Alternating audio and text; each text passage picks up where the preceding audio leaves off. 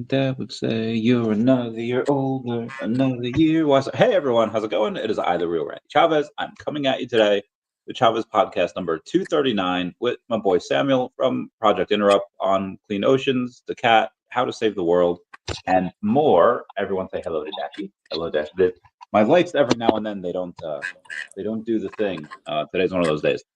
Anywho, first off, happy. Is it Sunday where you are? It's Sunday where I am. Sorry, you just dropped out there for a second, Randy. Oh, it's all good. Is it Sunday where you are? Yeah, it's Sunday evening, 9 o'clock at night. It's dark outside. It was full moon 2 nights ago. There's interesting things happening. Ooh, spooky. I like spooky stuff. I think as we were talking before we got on camera, have you ever seen Hey Arnold? No, I don't think I have. It's a American cartoon. Maybe. Yeah, it was American cartoon 25 years ago, and it was good. It was really good. It actually holds up really well. We were just talking about Bigfoot and stuff, and his there's an episode where he goes into like this giant lake with his friend Gerald, and they catch this like giant sea monster, and then they let him go. And I was like, oh, bro, could have had like been famous. And in the 90s, like you didn't have like camera cell phones or anything, so it's like, oh man, I don't know if I could have done the same thing where I let the dude or I let the monster go. Like if I were to find Bigfoot, or if I were to find like a merman or something, I don't know. In your travels, because obviously you want to help save the ocean and save the world, but and you have stories about what's actually happened, but have you seen anything weird or heard of like anything weird? Like I was in this part of the world and there's this rumor and it seems to be real. Not yet. Hang on just 1 second. Adzi, can you watch that out there? I've got a mate in the same room and he's watching this live podcast and I can hear me talking in the background. So I'm going, beat it, buddy. Get out of here. Go and watch it in the other room or just sit here and listen. All right. Thank you for letting me interrupt there. And Of course. Just coming back to that. So I love to listen. Listening is where it's all at. And incredible things have happened to me in my life over the past kind of 15 years where I really started to learn how to listen.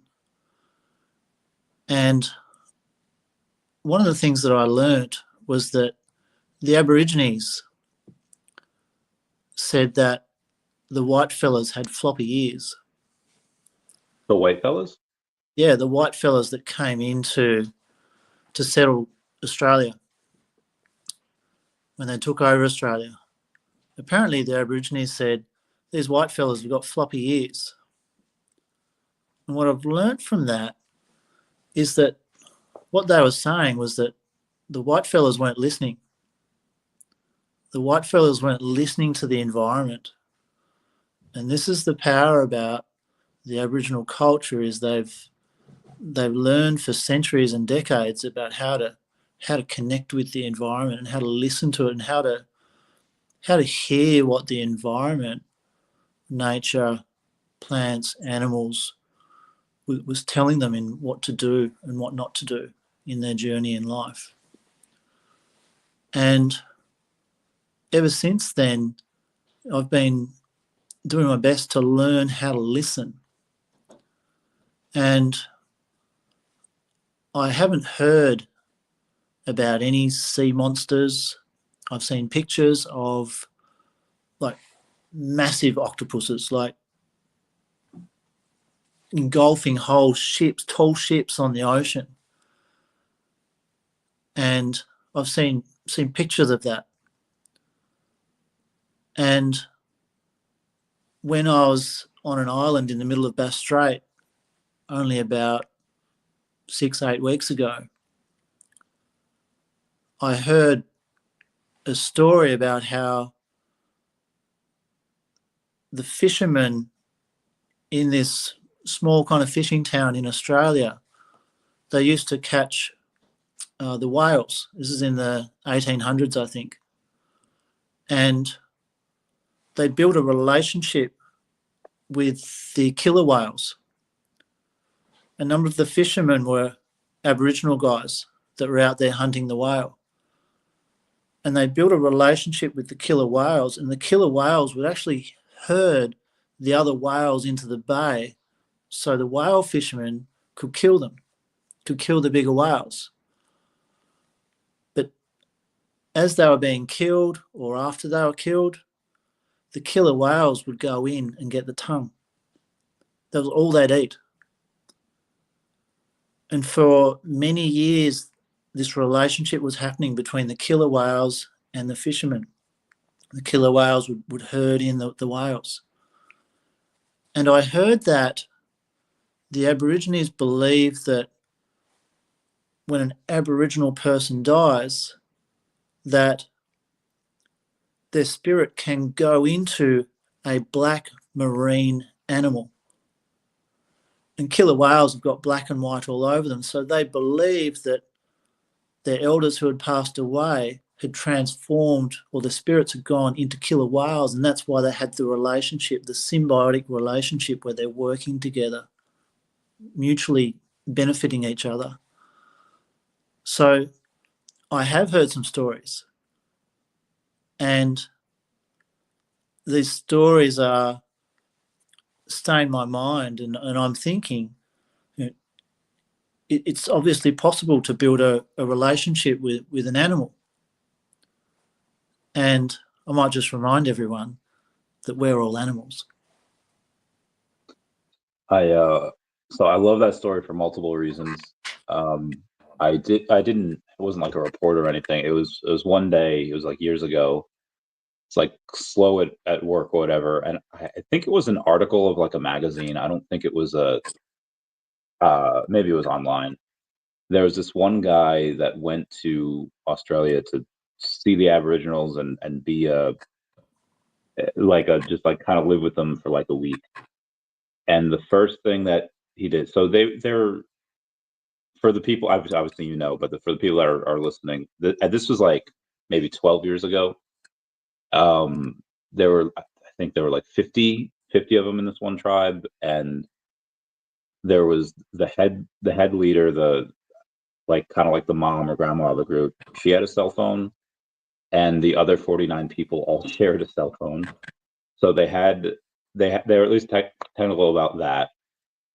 But what he wanted to try was like, hey, you guys have all of this. You hunt like every day for like sea turtles, and you do this, but he wanted to go and say like, I want you guys to try like this food. So he goes like grocery shopping and spends like like $700 like getting food for like 50 people, and he'd be like, this is why I'm glad that you guys still do this. This is why I'm glad that you guys still hunt and you use all of this stuff, because if you kind of assimilate it to the real world, it would be a pain to, try to go grocery shopping and feed 700. So I love those people for that. It was really cool the way they cook sea turtles and all that.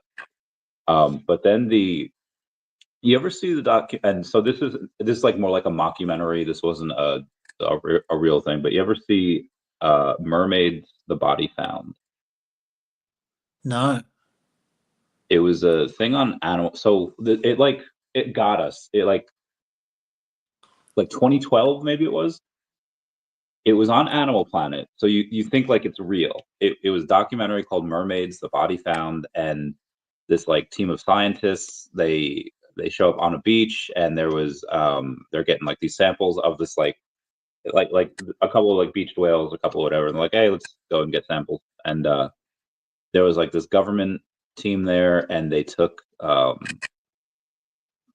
like cordoned off like this big part of the beach, and they're like, huh, this is strange. I wonder what they're doing. They took what looked like a body away, and they're like, all right, this is really strange. Part of the findings that they had that the government didn't see were it looked like some type of manatee seal or whatever, and then they figured it was like some type of new thing. It's like, hey, we have to see if like migration patterns, like we don't know what this manatee or seal is. It's unlike anything we've ever seen before. Maybe it should be like a protected species. And long story short, like they after piecing a bunch of these things together, they're like, what we saw was a mermaid. And like I think Kim Kardashian tweeted about it. Like everyone, it took like America by storm for like months. And then it came out that it wasn't real. And I was like, it killed me. But in that story, they interview these guys from South Africa, and they're like, they go into the shallows of the water, and they call in like the dolphins, and the dolphins drive in these schools of fish, and they throw their nets out, and the dolphins get caught in the nets, but they're chill about it because they know that as the fishermen bring the nets ashore, they let the dolphins go, and then they tie in the nets, and they give the dolphins like their share of the fish. And I was like, oh, that's really cool. So your story just reminded me about that. Mm. I thought that was fun. But when you say you saw pictures of the giant octopi, having those shit, is that like actual pictures, or was it like kind of drawings from? Yeah, drawings. Yeah. In your travel, so you've gone everywhere, but what's your favorite ocean or body of water to traverse?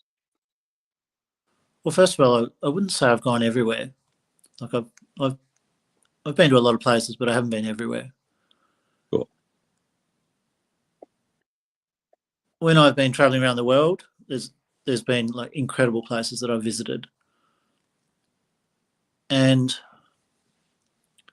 what strikes me is just when I see something that I've never imagined, it's beyond my imagination. And when I see it, I'm like, oh wow, check this out. And on that journey, well, on the journey that I'm currently on, I've been on it for about a bit over a year now on this vessel. I've been able to pull into places that I had no idea existed, and I had no idea what they looked like. But as I got closer, I chose to enter some of these locations, and for me, the scenery that I've seen, like the quality of it, like this is high class nature, premium level nature, and it mesmerizes me when I'm there. I can just sit there and look at it and just go, wow, it's phenomenal. So it's such as and these places are untouched. Now, I love things that human beings create. There's some incredible things that human beings create, and there's also incredible things that nature creates as well. So that's part of what really drives me to continue to travel and to see things that are beyond my imagination, and experience things that are beyond my imagination. And you know, what I built out of rubbish was beyond my imagination. I didn't know what I was going to build. I didn't know what it was going to look like. But I kept working with it and massaging it and molding it. And now how it looks is like, well, wow, okay. I never would have imagined that I would have built anything like that, but I did.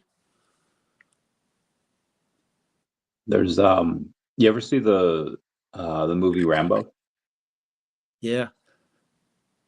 Uh, I forget his handler's name, Colonel, I forget his name, but he goes over that story, talking about Rambo, saying that there was a sculptor once that he found this stone, and it was a special stone, and he dragged it home and he worked on it for months, and then he finally finished it. He was ready to show his friends. He had like a party, and everyone that saw it said that he created like this masterpiece. But the sculptor said that he hadn't created anything. The statue was always there, and he just chipped away at the rough edges.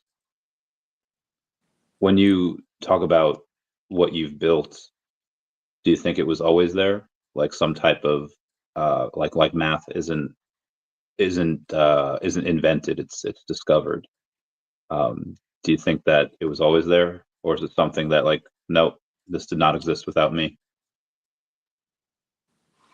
It was always there. I've heard that saying before. I think it was Da Vinci, when he had the 2 meters tall by meter square marble column, and he just chipped away. And there's a beautiful statue that's in Italy somewhere, and it's the statue of, what is it?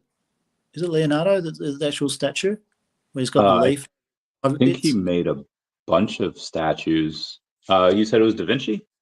Yeah, it might be Da Vinci that did it. Ooh. Or anyway, there's the statue there, and someone apparently asked him how did he know what to do, and he just said, "Look, I just removed what was not Da Vinci." Yeah, that one. Okay. He has generals in that. I don't want to get demonetized by the cover the bottom half. Yeah. So I learnt this actually in a course that I was doing, and all he had, apparently what was said, Da Vinci said that he had to just remove what was not Da Vinci. I'm not sure who the artist was, but they removed the not the statue parts, and the more he kept removing the bits that weren't the statue, the vision in his head, it allowed the real thing to show up. Now that's actually how the same mental process that I use to build the vessel, and while I'm actually on this journey from Hobart to Sydney. And what I do is I take actions all the time. I take a lot of actions, and the thoughts that come into my head, I take action. Now, prior to doing this type of mental work, I'd have thoughts come into my head, but I wouldn't take action. And that happened in, I'd second guess some of my thoughts.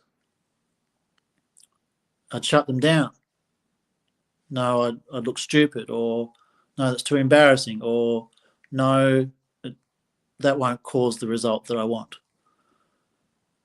But it's like a second layer of questioning. Like, there's an idea that pops into my head, and then there's a second layer of questioning that I'll do about my own idea. Now, I've learnt to get rid of that second layer of questioning and just go, well, I've just had the thought, okay, I'm going to do it. Now, this morning, it happened. I'll give you a classic example. I woke up at about 4:30 a.m. I've just arrived in this town called Torquay, which is where the famous Bells Beach is. I know you guys have heard of Bells Beach, Australia. I have not, but I'm going to Google it. Oh, right. You haven't seen Point Break? I've heard it referenced in Avengers 2012, but Okay, I have not actually. I have not seen it. Oh, check out Point Break. Love that movie. Anyway, so I'm at Bells Beach, Australia, and I arrived here yesterday afternoon. Well, actually, late yesterday afternoon, and stayed at my mate's place, who's the artist who did this. Looks great. Shout out to Adam Stanley. And so I woke up at 4:30 a.m. I'm a bit surprised that I'm awake. I surfed the day before. I was feeling a bit tight, so I started doing some stretching at like 4:30 a.m. And about 5:30 or 6 o'clock, I had the thought come into my head, why don't you go and check the surf? Why don't you go surfing? It's dark out. I'm looking outside. It's still dark outside. It had been raining on and off. And I thought, oh, it's pretty comfortable in bed here. I don't usually get up this early to go for a surf. And I thought about it for a little while. I kind of questioned my own thought. But I thought, well, hang on, I've had the thought. I'm going to take action on this. So I messaged Adam, whose place it is, and I said, do you want to go surfing? It was like 6 o'clock by this time, or 6:30. And I didn't hear anything back for a few minutes, but I thought, I'll stuff it. I'm just going to go. I'd love to go with Adam and share the experience with him, but I thought, I'll just go. And maybe I'll paddle out in the dark. And so I started driving down there. It starts, a little bit of light starts coming through. And as I get to the car park, there's cars there. It's just a little bit of light getting on the water. And there's already 30 guys in the water sitting there. They paddled out maybe 20 minutes, half an hour beforehand. And the surf is absolutely pumping. I just put up a video on my Instagram for Project Interupt. Like, I lived in this town 15 years ago. And, this is, the pro surfers come here at Easter to surf this wave at Bells Beach, Australia. And the top 44 come and surf it for a competition. And I'm looking at this surf, and it's like the best I think I've ever seen it here. And I'm just like, wow. And I thought, there's all these people out, and I don't like surfing with crowds. I love going surfing by myself or with a couple of people. But I thought, you know what? I'm here. These other people are already out there. They're getting some amazing waves. I'll just go out. I'll just paddle out for some exercise and just see what happens.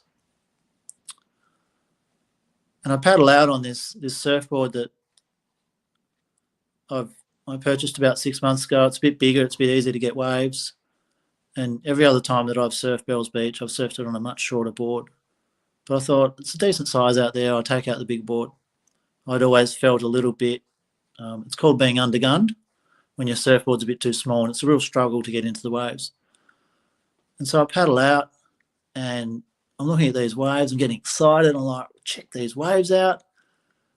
And, I'm familiar with the waters here. And so I paddle around a bit. I passed about 20 blokes. There's more guys just starting to paddle out as well. And within 5 minutes, another set came through. It's easily over my head. And this board enables me to paddle really fast because it's a bit bigger, a bit more buoyant. So I just start moving into position. And I turn around and I get this wave. And it's probably, at least, easy over my head, maybe another metre over my head. And this thing is like a freight train, like flying. This board is moving. I'm dodging these guys. And it is probably the best wave I've ever been on at Bells Beach. And it was just such an incredible rush of speed, and there was a critical kind of section to it where I didn't know whether I was going to make it, but I just kept going and just flew all the way down the line. And I kicked off right at the beach, and I just had the biggest grin on my face. And I was like, I was meant to be out here doing this. And I go back out, I'm just chatting with everyone, making new friends. And as I'm, I got another couple of waves, which was good. I managed to getting waves when it's kind of that busy. It's good. Like, I'm happy because I'm getting waves. Chatting with this American guy from Texas, and have a good chat. He ends up being an environmental consultant, so we've got similarities. And I share with him a bit about what I'm up to, and he's interested in chatting. And there's another set comes through, and it's a solid set. And I said to him, party wave? Like, where two people usually surf on a wave, and like, it's normally like, doesn't usually happen, but he goes, all right.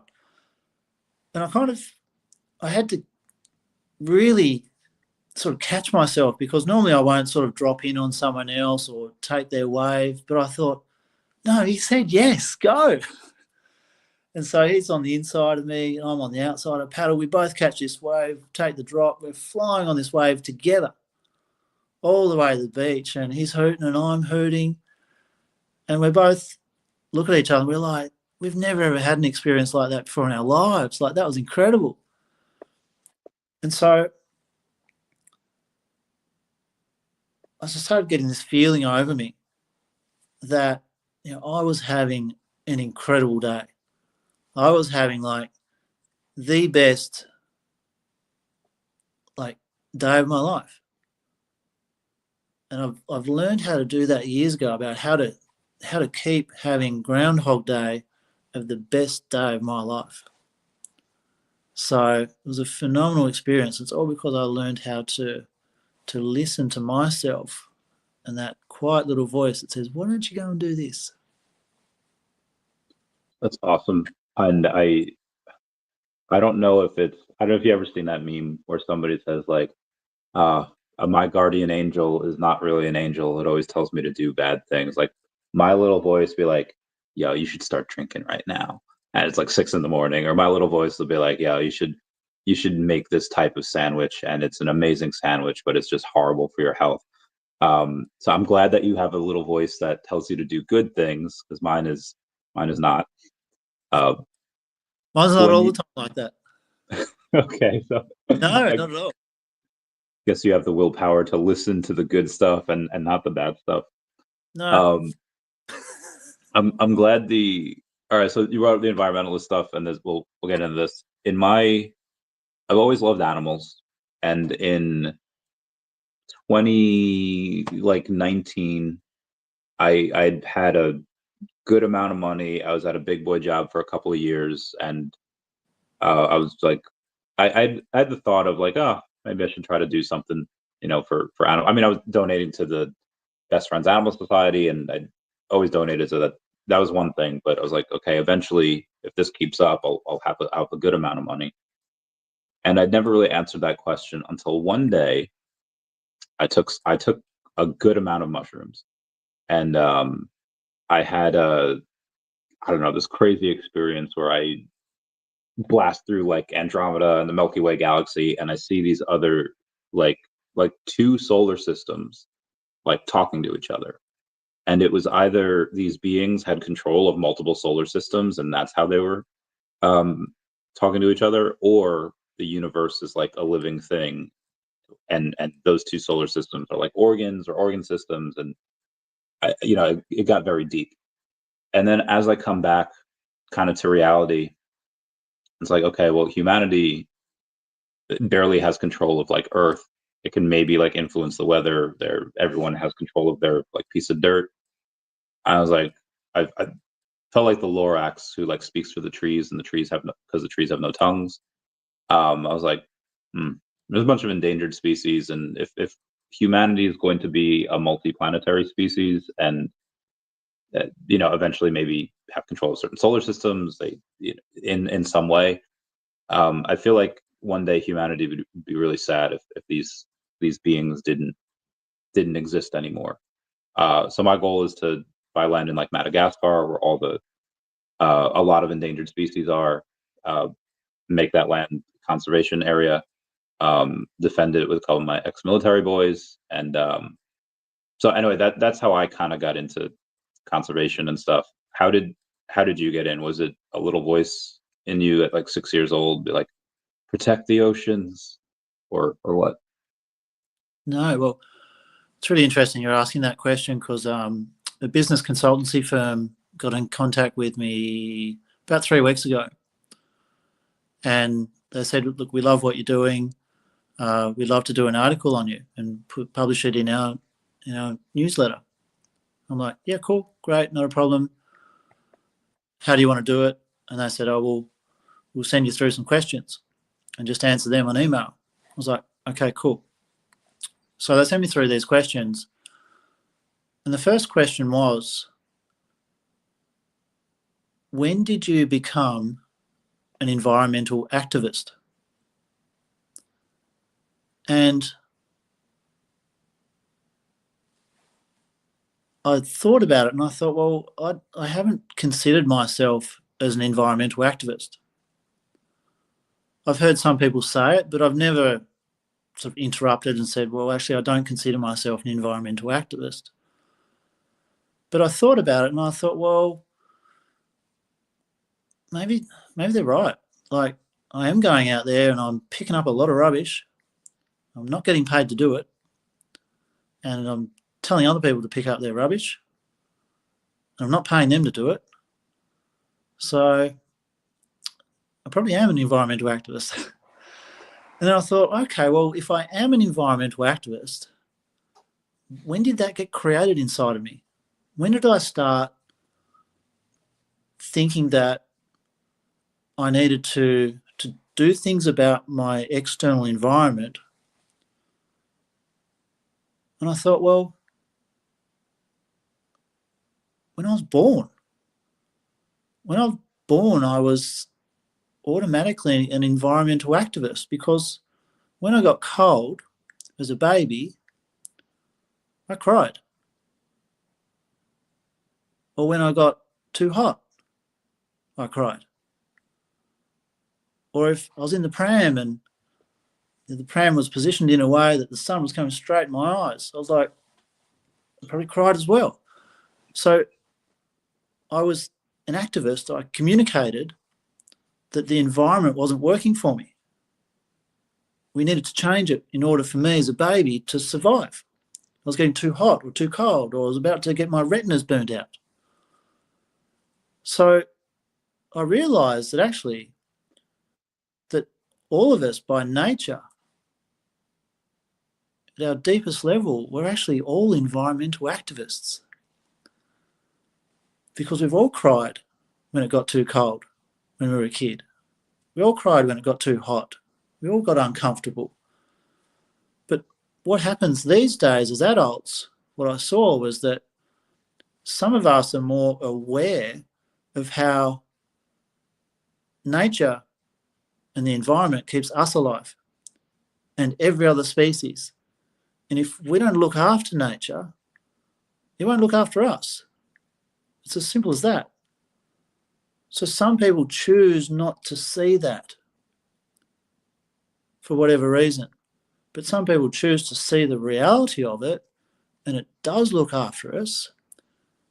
And unless we stand up and say, well, actually, we do need nature to provide the oxygen for us and the water and every other element which we need as a human being to survive, then we're not actually going to be able to live as a species.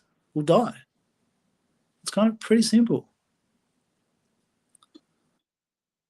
There's a couple of friends that I have that are they're one issue voters, and they just like, hey, it doesn't matter what people's politics are, or in their foreign policy or economic policy, because if the environment is not taken care of, none of that matters. And they're legit one issue voters. And like, well, I think we probably have, a little bit more time than they would like to admit. But yeah, agreed. One Earth, in theory, unless you believe in multiverse theory, or are you kind of the Copenhagen interpretation? I'm not explaining that. What's multiverse? Like 2D, 3D, 4D, 5D, that kind of thing? It would be that if there is, we're talking right now, like in this universe, we're talking, but then in another universe, I'm surfing with you, and then in another verse, we're fish. In another universe, we're clowns. Yeah. Yeah. Yeah. Yeah, I do. Same. During a plant medicine ceremony. What is that? Sorry? What is that? The plant something ceremony? Can you explain what that is? Because I am not sure. Yeah, well, plant medicines are things like ayahuasca and San Pedro and mushrooms. It's a plant, but it's a medicine, and it's used for healing. And so when I was having one of these plant medicine ceremonies, I've sat with ayahuasca and experimented with all those ones, and it's been incredibly profound for me in healing the wounds that I've had and the traumas that I've had. And I saw, it looked like a fern frond. There's all these different fingers coming out of it. And as I zoomed in on it, I saw like my current life is where I am now. But as I zoomed out and zoomed in on a different part, I saw a whole other me living, but it was like in the 1400s. And they were all happening at once. And what was it? Was this ayahuasca that you, this Yeah. particular? Yeah. I've never done that yet. I want to. I want. There's a bunch of stuff I want to do. Like, have you done DMT? Yeah. What was that like? Because that's something I've heard incredible things about. So with 5-MeO, it's called the God molecule.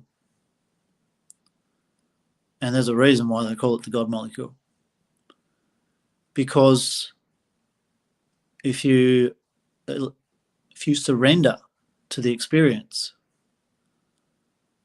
you get in contact with the God that's inside of you. Now, everyone has a God that's inside of them. Everyone has these, from my experience of talking with thousands of people around the globe, everyone believes that at a deep level that there is something unique about them, that they can actually do something very different from or beyond what anyone else has ever done. And I've heard that from a number of people, that people, they're like, I think I can do something, but I don't know how to do it. And there's some people that do go out there and they do incredible things that are beyond all of our imagination. Where it's like, wow, how did you build that thing? How did you sing that note? How did you paint that thing? Or how did you program that game? How did you build that business? And so with DMT, I got access to that was inside of me. It was an incredibly powerful experience. And I've heard the universe is being described as a torus. So it's like a bit of a black hole. It's like a cross between like a donut and an apple. And it's sucking like energy in and sort of through the top and bottom poles and pushing it out. There's some incredible stuff out there on it. And it was like I was inside of that, right in the center of it. It was like going down the tunnel, and like maybe the tunnel of death. And it's like it's almost like fish scales. It was all around me, shimmering. And as I was breathing in, it was kind of glittering away.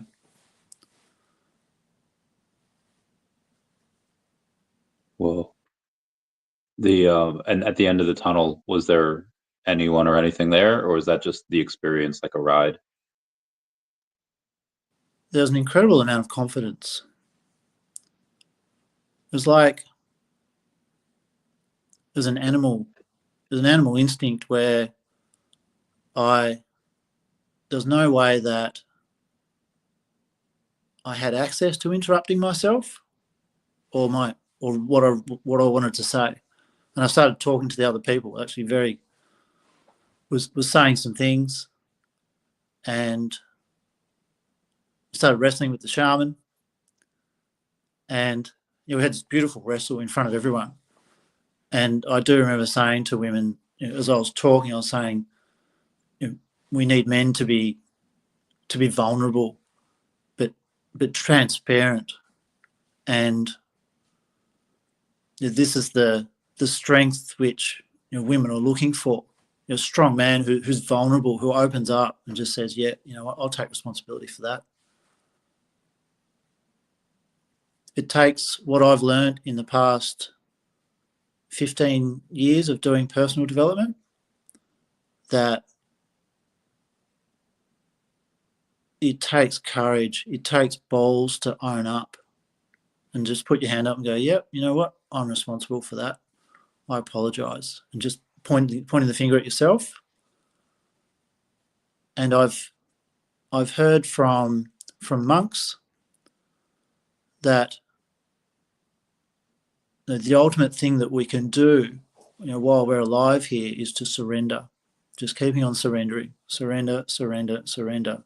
And apparently that's why because surrendering at the Almighty God that has created everything, and just to be in such awe and amazement of what's been created in front of our eyes, or what we hear, or what we taste or smell, and just to surrender to it and go, wow, that is incredible.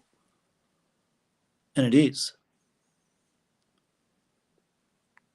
I hope to have an experience. The only time I ever talked to someone else under the influences was on mushrooms, and is this girl Sarah, who I'd known years back. She passed away in like 2018, I think, and I took mushrooms, and I we hadn't talked for again, it was like a year or so prior, and then I am in this place. It's almost like the cloud, like if you think an apple, and I see her, and we don't physically talk, but we still communicate. It's like two wireless computers sending messages back and forth, and it got me thinking, like, maybe there is something to that afterlife thing. Like, maybe the consciousness that you have while you're alive as a sentient being is still stored somewhere, and you can still communicate with them, but you just have to be on like the same Wi-Fi or the same wavelength, and you could still do that. And I was like, and I haven't tried any other time, but that's, yeah, I love that type of stuff. We should do that one day. Go on a journey together like that. I might just add some things. There could be some people listening that are very concerned about these types of things. There's laws in place that prosecute people that do take these plant medicines, and there's different generations that could be listening in right now that are at different levels in what they've been taught is right or wrong. And there's people that are open to this conversation, and there could be people that are not open to this conversation. So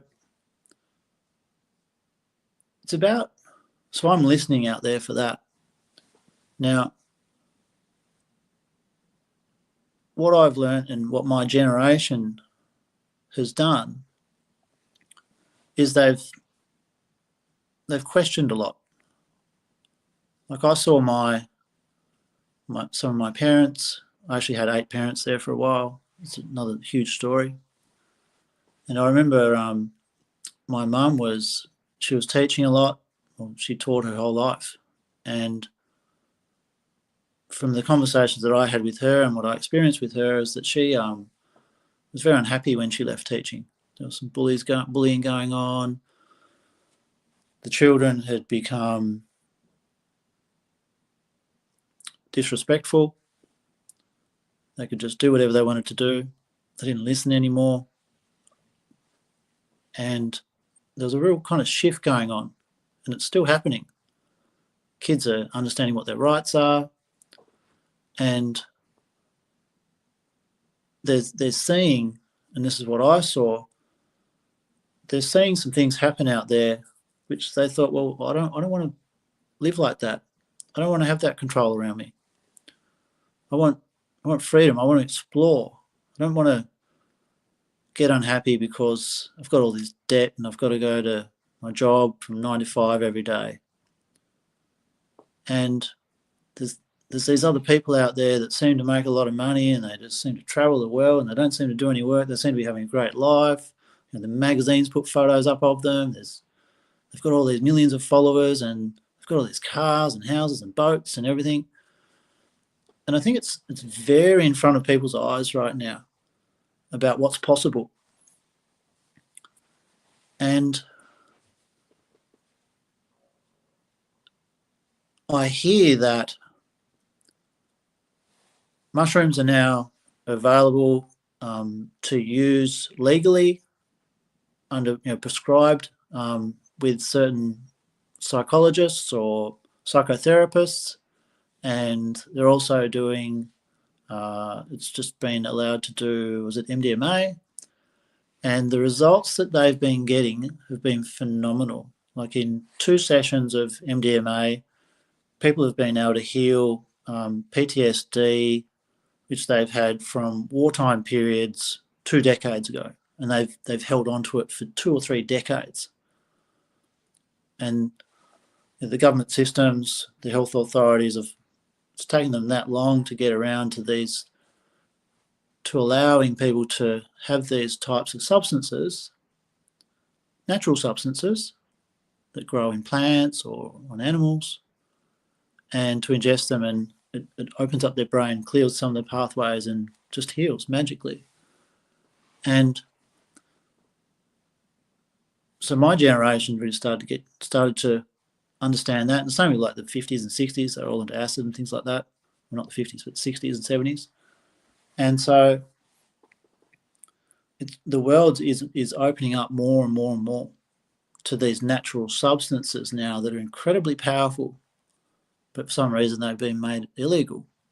Now that's a whole different conversation, but the people that have sat with them in safe environments, it's been incredibly healing for them, and healing past traumas, and that allows people to then to spend time focusing on bringing out the best of them, the best that they can be. Like Mike Tyson apparently has had a complete shift. So it's a really interesting time. But I just thought I'd put that because I'm aware of who's listening. Yeah, I'm very happy that I was born when I was born, and I'm alive at this time. It's a very interesting. Oh, I never asked, how old are you? 48. Okay, you look great. You look better than I did. There's this really interesting time that's been going on. So I'm old enough to remember a time before the internet, but also obviously being kind of with it, helping it, get to that next level at launch, post internet. But it's very strange to see some of these kids that it was like in their faces from the time that they were like toddlers. Their parents were always recording everything that they had. Cell phone tech was just out there, and it's just it's strange, but it's beautiful. Seeing like actual evolution and progress like in your life in front of your eyes. Mm-hmm. So in your travels in the just to add, Mhm. that's what you said about the evolution. Now, I'll point to, there's some people that, as I said before, there's some people that really would struggle with this type of conversation that we're having about these mushrooms and these things called ayahuasca. And consider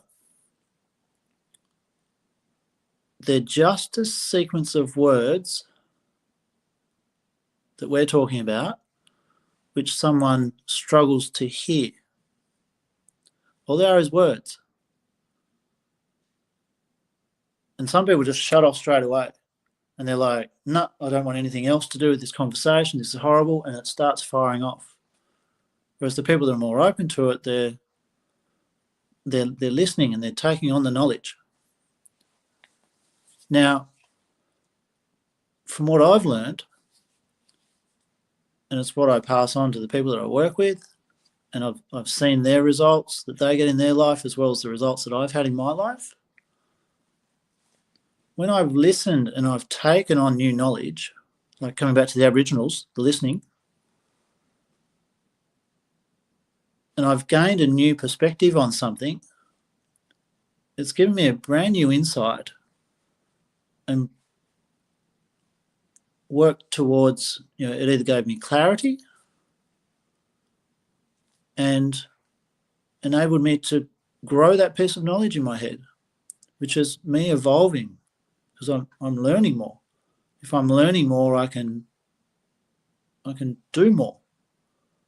Well, I can understand more. Now, the people that can struggle in certain types of conversations, they're just words. They're just words. And this is the power of words. And one thing I always share with my clients is that I've learned that in the universe, things are either, anything that's alive in the universe, it's either growing or it's dying. That's the only two states that something can be in. Now, if you're not growing, well, how do you grow, first of all? You've got to get out of your comfort zone as a human being. It's the only way to grow. You've got to take on new knowledge. It's going to get uncomfortable. And if you're not getting uncomfortable, you're not getting out of your comfort zone, which means that you're not growing. Part of you is dying. So that's what I think evolution is pointing to, and what we're starting to really understand is about this growth, this knowledge. Knowledge is power. Knowledge gave me the confidence to build or to continue building a sailing vessel out of rubbish. And it gave me the confidence to attempt to sail it from Hobart to Sydney. And it's something that I've never ever done before. Never ever in my whole life. But it's because of the knowledge that I've got clarity on certain things, and I'm willing to step in and discover and learn and evolve. There's a girl that messaged me last night. She's 33 and it's her first time in Vegas, and she's like, I had my first gambling experience channeling my inner you. We dated way back in the day, and she was always a bit sheltered. And even though she had made a bit of progress from the time she was in high school to the time that we dated in our early mid-20s, still pretty sheltered. She told me about an experience she had when she was in like ninth grade, and one of her friends or like her friend's sister like started smoking, and she's just like, oh my god, how can you smoke? Like that's just, it's so bad for you, you're a bad person. And like, and they had like this struggled or strained relationship for like years until she figured out like, oh okay, you can, it's like, okay, that doesn't make you a bad person. It reminds me of Pirates of the Caribbean, where Orlando Bloom, Will Turner, finds out that his dad was a pirate, and he's like, my father was a merchant and a good man. And then Johnny Depp swings like the ship so that the sail like hits him, and he's like dangling over the edge. He's like, listen, mate, you can accept that your father was a good pirate or was a good man and a pirate, or you can't. And that's always like stuck with me, because like I just because you do one thing or the other, like you can be both. Like you can be a pirate and a good man. You could be a smoker and have someone smart. Yeah, I feel like I feel this is why I think everyone should take acid. Like if there was a button that I could push and I'd be like, Randy, okay, yeah. I've got a number of people that are probably in their 80s and beyond that are supporting what I'm doing. And like, they don't know anything about this acid thing that you're talking about. I'm probably very uncomfortable hearing that word. Yeah. It gets, and this is why again, this combination of letters, like I distinctly remember someone, and I don't know, it's like 2010, maybe 2011, and so I had these like vitamins, and I guess I couldn't think of the word like vitamins, and I was like, oh, here, like, like take these pills, and this one guy's like, pills? I was like they're vitamins, like, but just the word, like combination of letter, like pills, he thought like drugs. And I feel like when people hear drugs, they think like the reputation that certain drugs like get from crack cocaine and just heroin, like the bad shit, or shit that'll can get very addictive. And I feel like if people start, even like the term psychedelics, when you hear that, I feel like you think like, oh, hippie, you think 70s, you think like Austin Powers type stuff. But obviously the stuff we're going over, I feel like I am at least part of the person I am today because of psychedelics. I feel like it's made me a better person, and not to say that I was horrible to begin with. And I hope that, and I'm not like advocating for it. I guess I am, that if there was a button, like, but just because I wish people could experience that sense of, I don't know, I've always ever just wanted to help people or help animals on it. I've never had like a bad experience on it, and I just want people to have that. So that's what I mean by that. Yeah, yeah. Listen, I'm going to pull this right onto our project, okay? Yeah, Because the conversation's gone way down a drug avenue, and I'm just aware of who's listening. Yeah. And what's also been communicated on my channels about what this conversation is actually going to be about. Now, what you're pointing to is people taking these substances to actually is to assist their mental health. Everyone's got issues going on in their head.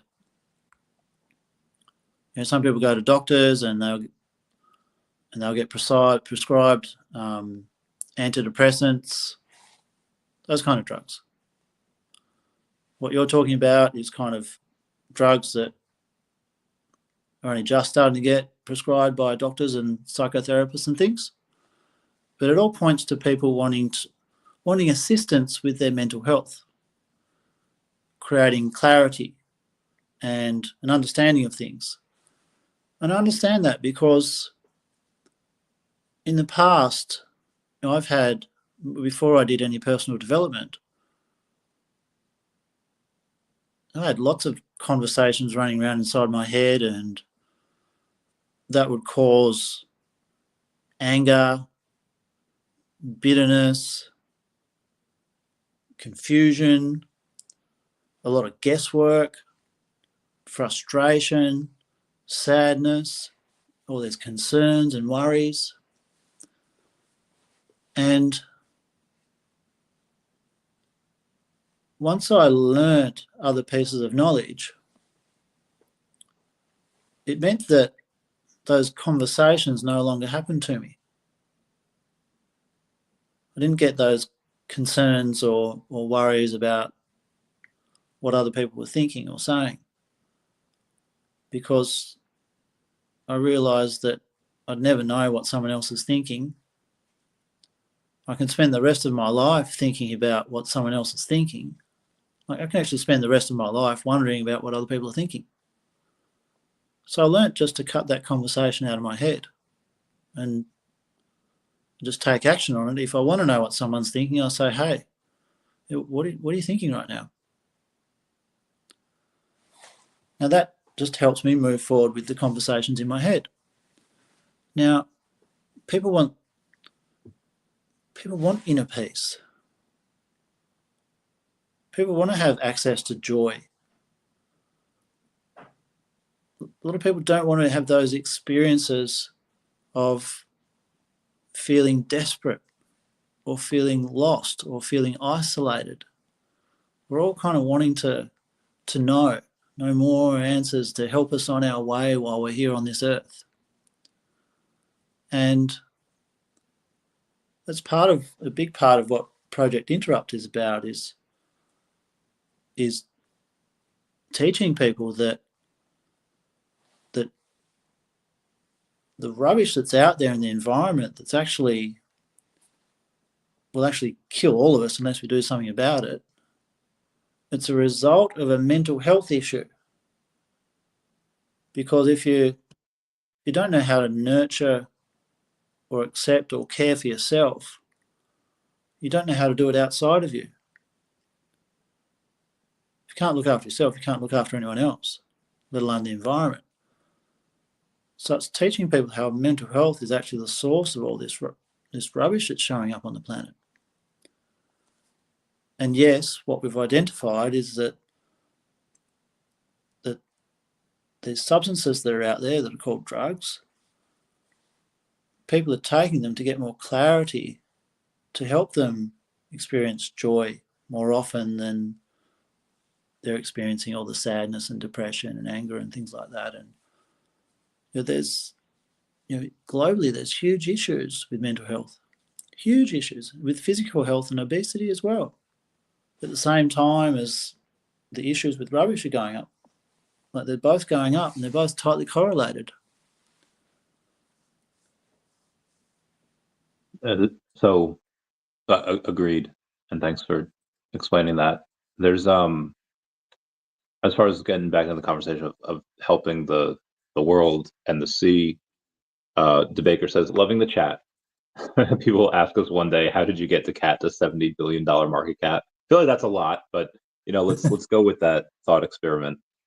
And I know you have a small bag of daCat, as do I, and I'll get a lot more soon, and we'll go over that. But in the next couple of years, and your bag of daCat or any other crypto that we talk about, Omi, Devi, we'll get you into those. And I don't know, and I won't ask, but let's say whatever your net worth is, you add a zero to it, or maybe 2 zeros to it, and you can't get more than zero.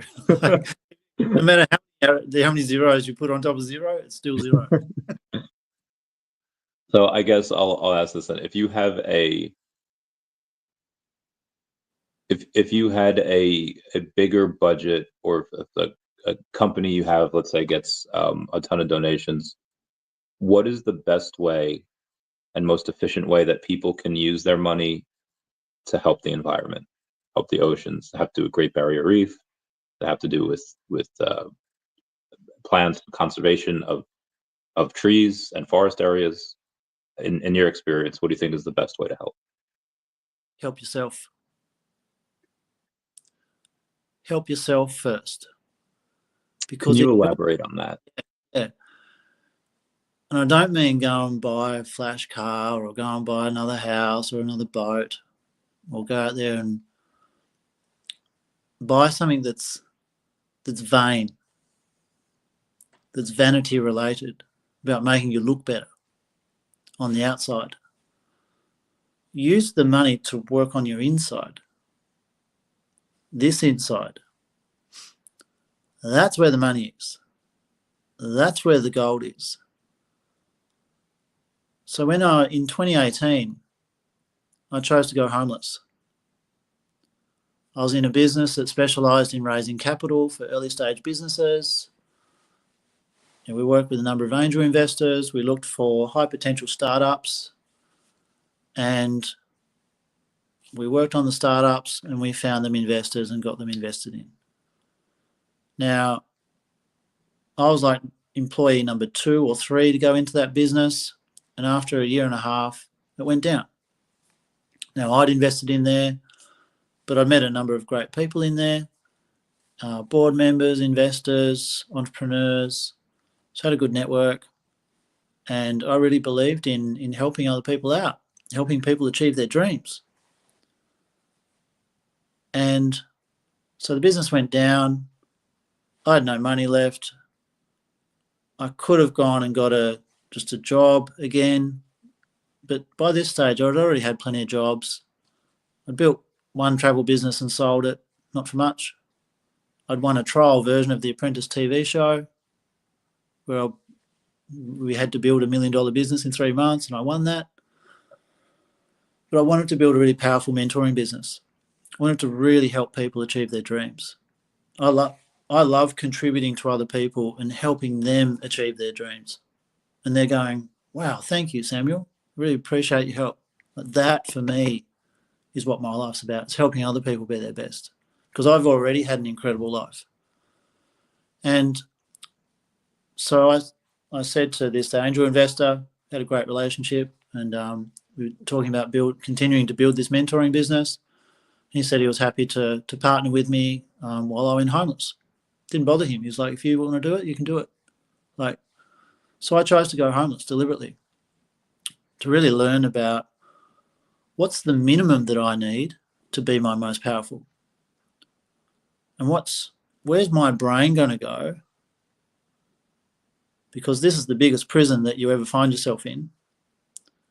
And how can I get out of there, out of those prison cells, without medication? What tools do I need to be able to help me navigate this thing? And it's been an incredibly powerful experience.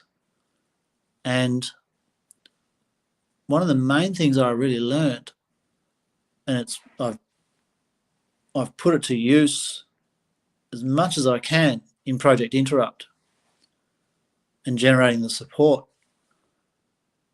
And this is something that's free. And I've built this thing up from nothing. Like, I had no home, very little money when I started building this and doing this whole project. But I've still got my words. I've got communication, I've got speaking, and I've got listening. And that's where everything gets created. That's the source of all of the sponsors that I've got. I've got, 3 dozen sponsors, all of the contributions, all of the support from people. It's because of how I've spoken and how I've listened. That's at the core of it, because people have heard me speak and they know that I've listened to them when they've spoken. And I've built trust. And trust is the core foundation for tight relationships, that people really believe you. They're like, he does what he says he's going to do. What he says is exactly what happened. And it's what we all want. We want this connection. And this is what the Aboriginals are talking about, getting connected to country, getting connected to the environment. People are always screaming about wanting to have deeper relationships. And it all comes from, we can only meet each other as deep as we've met ourselves. I'll say that again. We can only meet each other as deep as we've met ourselves. So if you want a deep relationship, if you want to have access to really deep, beautiful, powerful things, you got to go inside. You got to clean up in here and go deep. You'll have conversations where someone will get so vulnerable and they'll say, you know what? I've been an absolute jerk my whole life. And I've seen it now, and I'm just not committed to being that way anymore. You'll hear raw honesty. You'll hear where someone's at their edge, at the edge of their comfort zone and their uncomfortable zone. And you'll hear people expanding. And they're incredible conversations. They're not just conversations about the football or politics or this or that. They're real human being conversations that people struggle with. I found that the hardest thing for me as a human being is to say a particular set of words. I've been a jerk. I'm sorry, Mum. I haven't been the best. I haven't been the son that you've always wanted. I apologise. To own up to this stuff, it takes, like, your throat, and I find my throat and jaw is locking up sometimes, like going, oh God, I've never actually said this sequence of words before in my life, and it's just like, I'll avoid picking up the phone and dialing this person up because I know there's a disconnected relationship, and I know I've got to call them up and say, hey, you know what? I need to apologise to you. It takes courage, and I think people are looking for someone who's strong, people who've got that strength. Because right now, I'm not sure about you guys, but I've been looking outside, I've been looking at the news, and there's a lot of pressure going on. There's a lot of things changing. There's a lot of uncertainty going on. People are looking for people who've got some confidence and some courage to say, you know what, I'll own up to this. People want someone to follow that speaks the truth.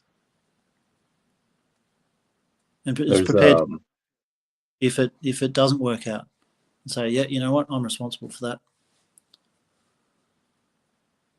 deep.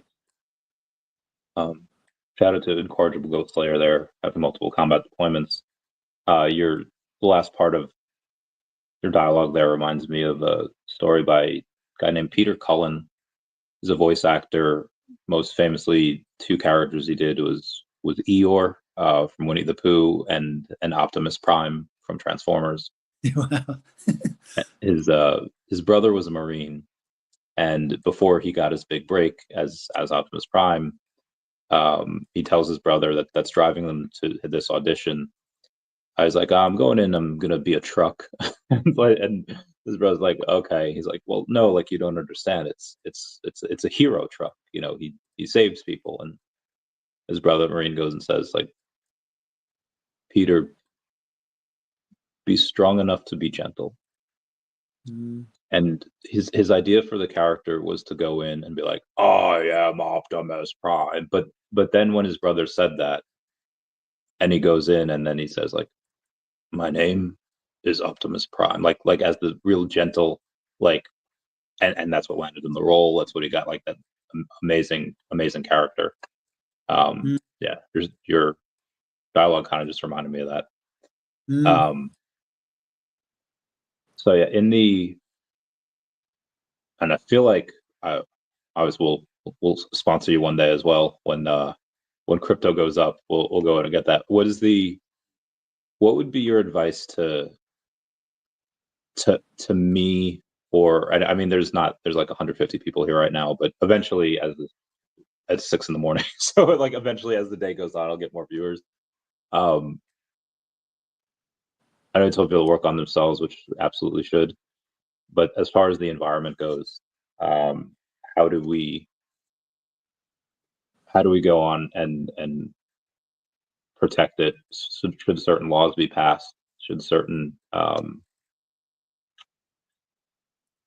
events be happening? Videos be done? Tell us your advice for me and everyone else. Yeah, well, it comes back to, if you want to change the world, even Michael Jackson said it, if you want to change the world, start with you. And that's what I've done. I've taken, well, first of all, mentally, you've got to take responsibility. A lot of us there's people out there that are complaining about how things are. Now, that's a victim mindset. So it's about saying, well, actually, you know, I can complain as much as I want, but nothing's going to get done if no one takes responsibility. Now, take responsibility yourself for your immediate environment. Take responsibility. If you're walking down the street, but in the past, you've been complaining about how the world's getting destroyed, how you're unhappy about all the corruption, how you're unhappy about all the discrimination, how you're unhappy about the uneven distribution of wealth, how you're unhappy about this and that.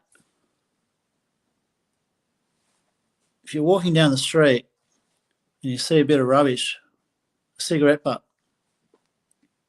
on the sidewalk, or a bit of rubbish, your eyes see it. Most of you haven't stopped to pick it up because you're concerned about what other people might think about you. That's one of the big reasons. There was a lady that I coached just recently. She said that she doesn't pick up rubbish when she goes on her walks in the morning. Most of the time she sees beer cans. And she remembered walking past a beer can the other day and having the thought, oh, I should pick that up. But she interrupted it, and with another thought saying, well, if I go and pick that up, someone might see me and they think that I've been out partying all night and I'm the town drunk. So she chose to keep on walking. Most of the time, it's our fears of what other people are thinking about us which prevent us from picking up the piece of rubbish.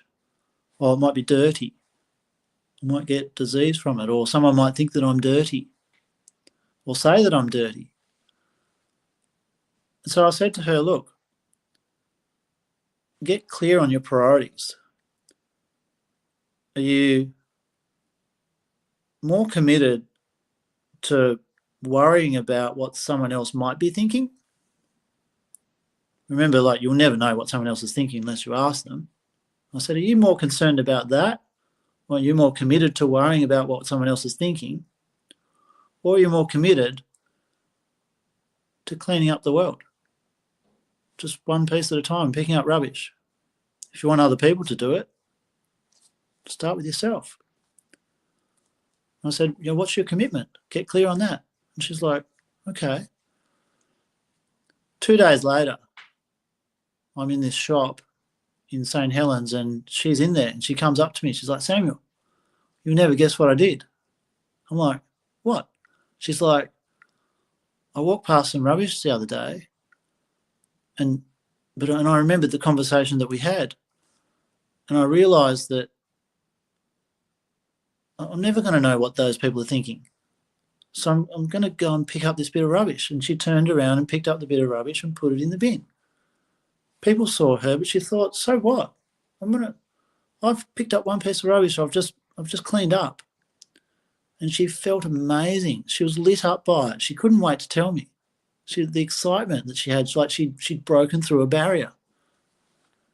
And so that's my bit of advice for people, is see if you can catch yourself walking past a bit of rubbish, which you normally walk past, but you don't normally pick it up, and take responsibility and pick it up and go, you know what, I'm more committed to having a clean environment and other people doing the same, because it benefits everyone. That is great advice. We are at hour 17 here. I know it was probably towards the end of where I wanted to go, so we'll end it here. I just want to say bye-bye to Dashi. Bye-bye, Dashi. This has been awesome. We should do it again sometime. And when I'm over in Australia, I'll let you know, and we'll connect through our loving daCat fam, our loving people that are here, and I'll let you know when that comic comes out. That'll be middle of the year, give or take, and we'll also let you know when the token is going to the moon, and then you get a little bit of moolah. So I'll have you stay on camera for like a minute or two after we end, but I'll end it right now. Goodbye, guys. I'll catch you all later. Meow, meow, meow. End the stream. Yeah.